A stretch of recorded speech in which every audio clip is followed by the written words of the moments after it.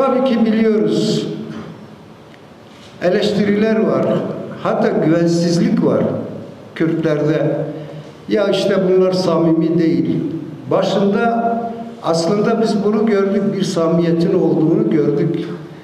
Ama açıkça söylemek gerekir ki son dönemde özellikle işte bayramdan önce beklentilerimize yanıt verecek bir süreç başlamadığı için endişelerimizi büyüttü. Ama inanıyorum ki bu süreç yine devam eder. Ama bugün ortaya koydukları infaz yasası ve bu infaz yasasında aslında hiçbir şeyin olmaması, beklentilerimize yanıt vermeyecek bir noktada olması bizlerde bir hayal kırıklığı yarattı. Umut ediyoruz ki artık Ekim ayında beklentilerimize yanıt verecek bir sürecin başlamasıdır. Ancak şunu ifade etmek istiyorum. Kazanan yine Kürtler olacak. Kürtlerin bu barış talebini, bu ciddi talebini, PKK'nın kendini feshetmesi, silahları bırakma konusundaki aldığı kararlar Kürtlerin elini güçlendirmiştir. Eğer bu barış sürecine Türkiye katılmasa ve gerçekten beklentilere yanıt verecek bir pozisyonda olmasa kaybeden Türkiye olacaktır. Çünkü biz uluslararası basında ve siyasilerden aldığımız mesajlar gerçekten Kürtlerin attığı adımın tarihi bir adım olduğunu hepsi dile getiriyor ve bunu ifade ediyorlar. Değerli kardeşlerim, değerli halkımız, yoldaşlarım, partimizin değerli üyeleri, başkanları, hukukçular derneğimizin değerli temsilcileri, şunu ifade etmek istiyorum. Biz hep umuda yolculuk yaptık. Hayallerimizi gerçekleştirmek için çaba gösterdik.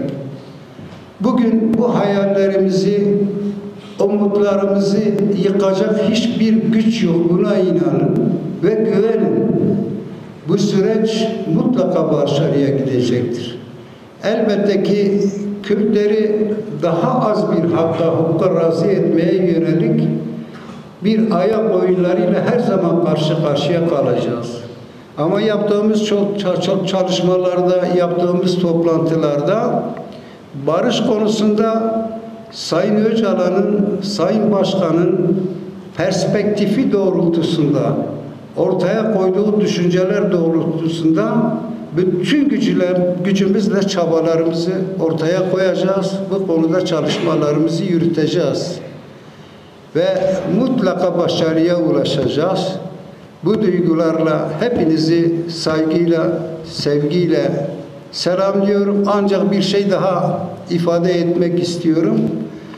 Özellikle Rojava'daki, Suriye'deki gelişmeler hem devlet tarafından hem bizler tarafından vazgeçilmez bazı talepler var bizim açımızdan. Şimdi tabii çıkıyorlar efendim, Gazze'de silahları bıraksın. İyi de bir yönetim boşluğu varken, Rojava'da devletin hiçbir gücü yokken, polisi yokken, askeri yokken, Hol kampı gibi bir yerde 55.000 IŞİD militanı, kadın ve çocuklar varken Kürtler silahlarını bırakıp güvenliği nasıl sağlayacak? Yani bunu bile düşünmeyecek bir noktada bıraksınlar. Güvenliği yok, rejimin bir gücü yok, rejimin kontrol etme şansı yok. Kürtlerin bugün oluşturduğu silahlı güç sadece kendilerini savunmaya yönelik bir güç olarak ortaya çıktı. Bugün de halen IŞİD tehlikesi geçmedi. Bugün o kamplarda Kürt'e silahı bıraktığı zaman 10 binlerce IŞİD militanın yeniden devreye girmesi ve Suriye'yi kana bulaması anlamına gelir. Bunu da özellikle ben ifade etmek istedim. Yani partinin bu konuda biraz daha temkinli davranıp bu konuyu gündeme getirmemesi konusunda benim de şahsen eleştirilerim oldu. Böyle bir mantıkla yaklaşmak lazım. Mesela bugün demin dışarıda da konuştuk. Yeni bir tasarı hazırlandı değil mi bu görüşmeler sonrasında? Bu tasarıya baktığımızda yeni hiçbir şey getirmediği gibi bana göre birçok geri nokta da var. Çünkü diyelim ki siz bir basın açıklamasına katıldınız ya da 2911'den bir ceza aldınız, ufacık bir ceza. Normalde yatmıyorsunuz, cezaevine girmiyorsunuz. İşte halk içinde yatarı yok denilen, işte belli bir denetim serbestlik süresi kabul edildiği için girmiyorsunuz cezaevine. Ama bu taslakla birlikte siz bir ay bile ceza alsanız 5 gün cezaevine gireceksiniz. Hani Zincirlikuyu Mezarlığı'nın girişinde yazar, her canlı bir gün ölümü tadacaktır diye. Sanki herkes bir gün cezaevini tadacaktır diye bir sonuç çıkarıyor. Yani bu bir kere tamamen ifade ve örgütlenme özgürlüğünü önleyici bir durum yaratıyor. Çünkü diyor ki sokağa çıkarsan, küçücük ceza alsan da cezaevine gireceksin. Bunun dışında hasta mahpuslarla ilgili ağırlaştırılmış müebbetler bunun dışındadır diyor. Böyle bir şey insani hukukta olamaz.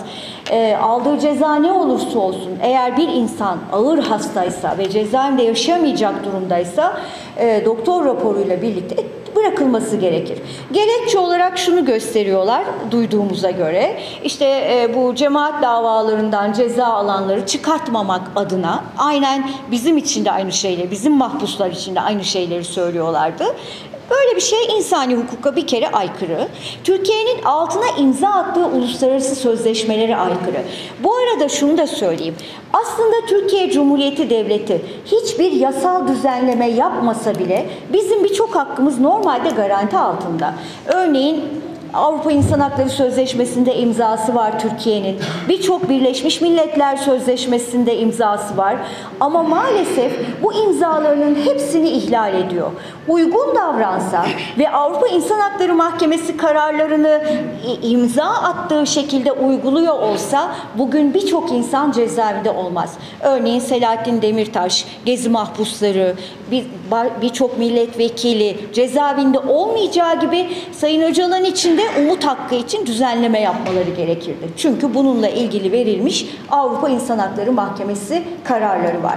Ama Türkiye Cumhuriyeti Devleti bir hukuk devleti değil. Fakat burada Avrupa Birliği'nde açıkça eleştirmek gerekiyor. Çünkü o sözleşmelerde Türkiye'nin imza ortakları var.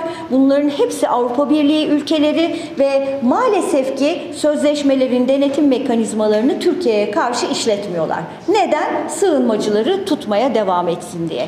Yani maalesef ki devletler arası ilişkilerde insan hakları belirleyici bir durum değil. Maalesef ki böyle. Hani Türkiye devletini eleştiriyoruz ama Avrupa Birliği ülkelerini de eleştirmek gerekiyor. Bizim yaşadığımız her şeyi çok iyi biliyorlar. Kaldı ki birçok büyükelçilikle yaptığımız görüşmede geçen hafta Avrupa Parlamentosu'nda uzaktan katıldığımız toplantıda da bunların hepsini dile getirdik. Her şeyi biliyorlar, her şeyi biliyorlar ama maalesef ki bu denetim mekanizmaları işletilmiyor. Burada şunu görmek gerekir ve hatta Sayın Öcalan bir İmralı görüşmesinde giden heyete şunu söylemişti. 40 yıl boyunca devlet hep tırnak içinde ifade ediyorum, terörü bahane ederek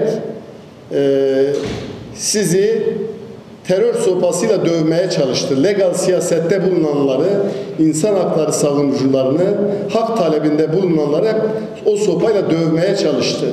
Şimdi bu süreçte ben devletin elinde o sopayı arıyorum ve siz de yine tırnak içinde terörle ilgili teröre mesafe koyamadığınızdan dolayı zindanlarda kaldınız, ağır cezalara çarptırıldınız. Ama bu siyaset gerçekten 40 yıllık mücadelenin sonucunda çok ciddi bir potansiyel ortaya çıkardı. Binlerce, on binlerce kadro yetişti. Neredeyse dünyanın neresinde birkaç Kürt varsa hepsi örgütlü durumda. Ve bu ciddi bir siyasettir, ciddi bir birikimdir. Aslında bir anlamda Kürt aydınlanmasını yaratan bir gelişmedir. Bundan sonraki süreç bu potansiyelle, bu birikimle, bu tecrübeyle, bunca ağır ödenen bedelle bu süreci başarıya götürmektir. Elbette ki devlet direnç gösterecek, belli kesimler itiraz edecek. hatta önüne set çekecekler. Sürecin akamete uğraması için ciddi çabalar olacak. Az önce Eren Başkan'ın söylediği, bugün iktidarda olmayan ama kendisine sol diyen ulusalcı kesimin itirazlarını görüyoruz. Onların medya gruplarının bu süreci nasıl manipüle ettiğini, nasıl başarısızlığa uğratırım derdini, kaygısını taşıdıklarına hepimiz tanıklık ediyoruz. Eren Başkan Umut hakkına değindi. Kuşkusuz bu sürecin doğru bilgilendirilmesinin de yapılması lazım. Yani halk bu süreçle ilgili doğru bilgilendirilecek. Sürecin nereye doğru gittiğini, yapılan görüşmeleri ve sürecin takvimine dair bir bilgilendirmenin yapılması lazım. Kuşkusuz bu süreçler tam anlamıyla şeffaf yürütülmez. Dünyanın hiçbir yerinde bu süreçlerin tam şeffaflık içinde yürütüldüğünü görmedik, tanıklık etmedik. Ama bazı temel şeylerinde halk tarafından, Kürt toplumu tarafından bilinmesi gerekir. Ben kendim şöyle bir şeye hani hep tanıklık ettim. Devlet Bahçeli'nin görüşmeleri